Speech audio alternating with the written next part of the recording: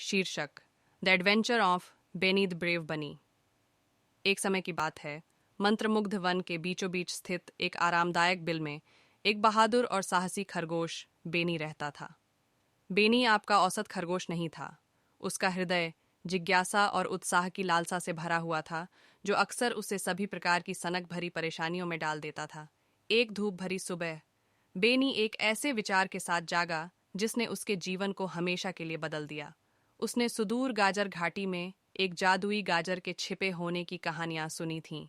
किंवदंतियों ने इसे खोजने वालों को शुभ कामनाएं देने की इसकी क्षमता के बारे में बात की।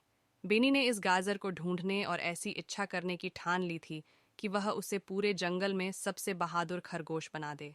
एक पल की झिझक के बिना बेनी ने कुछ गाजर के स्नैक्स, मंत्रमुग्ध वन का एक नक्शा और अपने भरोसेमंद आवर्धक कांच के साथ एक छोटा बैग पैक किया। अपनी हिलती नाक और फ्लॉपी कानों के साथ वह अपने भव्य साहसिक कार्य पर निकल पड़ा। जैसे ही वह जंगल में गहराई तक गया, बेनी को कई सनकी पात्रों का सामना करना पड़ा। वहां रोजी नाम की एक बातूनी गिलहरी थी, जिसमें पेड़ों से बात करने की अद्भुत क्षमता थी और वह जंगल के चप्पे चप्पे को जानती थी। वह बेनी की खोज में उसकी पहली दोस्त बनी।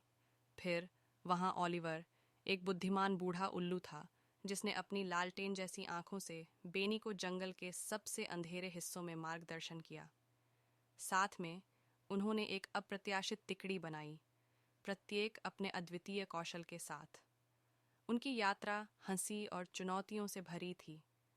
उन्होंने लिली पैड पर संतुलन बनाकर स्पार्कलिंग स्ट्रीम को पार किया, पहेलियों को हल करके शरारती वुडलैंड ग्नोम्स को मात दी और जादुई मूनलाइट मीडो के नीचे जुगनू के साथ नृत्य किया। कई दिनों के साहसिक कार्य के बाद वे प्रसिद्ध गाजर घाटी तक पहुंचे। ऊंची ऊंची चट्टानों ने उन्हें घेर लिया था और घाटी के अंत में एक विशाल गाजर खड़ी थी, जो एक अलौकिक आभा से चमक रही थी।